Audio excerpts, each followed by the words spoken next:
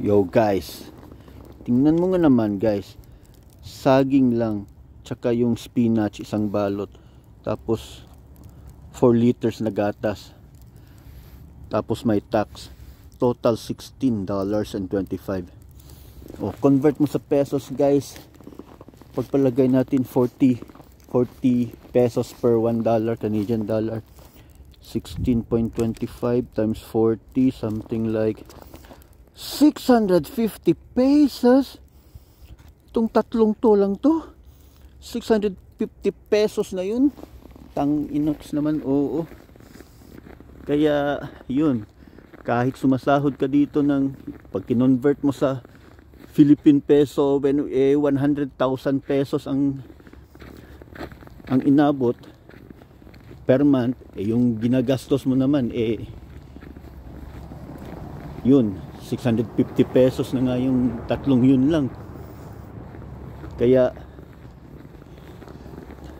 in the end, walang savings. Yung sahod mo na 100,000 pesos, bawasan ng mga taxes, bawasan ng mga ano pa yan, mga deductions like insurances,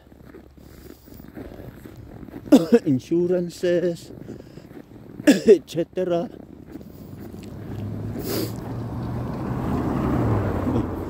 Yung pulis, insurances,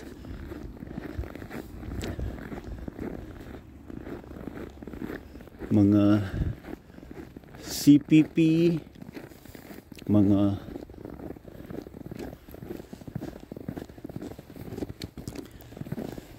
bigat.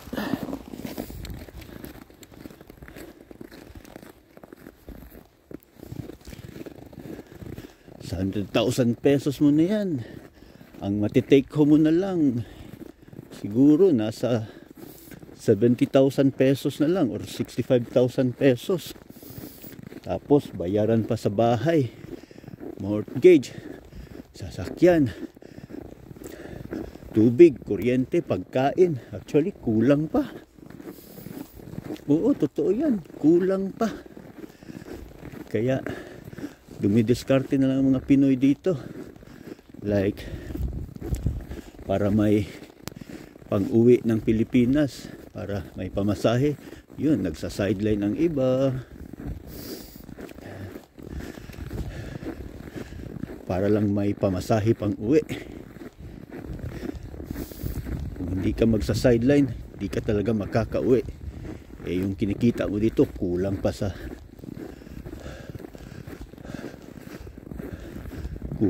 mga bayarin mo, o tinatawag nilang bills. Yun, mahal ng mga bilihin. Pag kinonvert mo sa pesos, mahal. Kaya pag narinig mo yung mga malaki pakinggan yung 100,000 na sweldo per month, pero sa totoo wala yan. Pag dito mo ginasto sa Canada, 100,000 na sahod, less mga deductions at taxes, 70,000 pesos or 65,000 pesos a month, minus sa mga cost of living mo, wala. Sometimes negative yan. Totoo yan. Oo. Spirit good.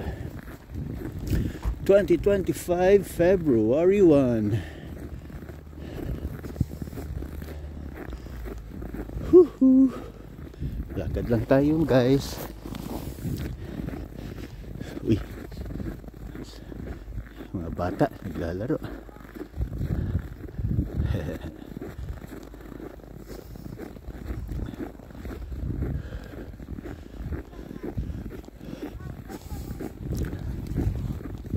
Uy, may yellow house.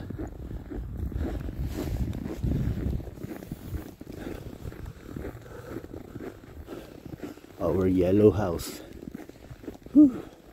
Rivi Elementary School, dito nag-aaral ang mga anak ko.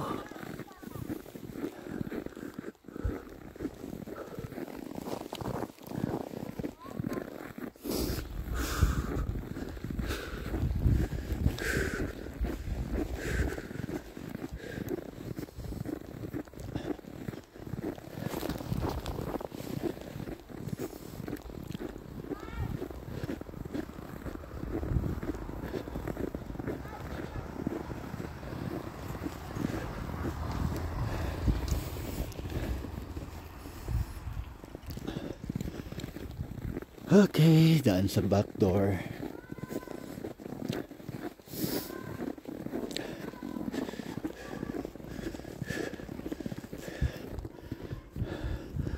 Okay, welcome. Oops, FYI, hindi ko sasakyan yan. Sasakyan yan ng kaibigan ko. Ng border. Bigat ng gatas. Alright.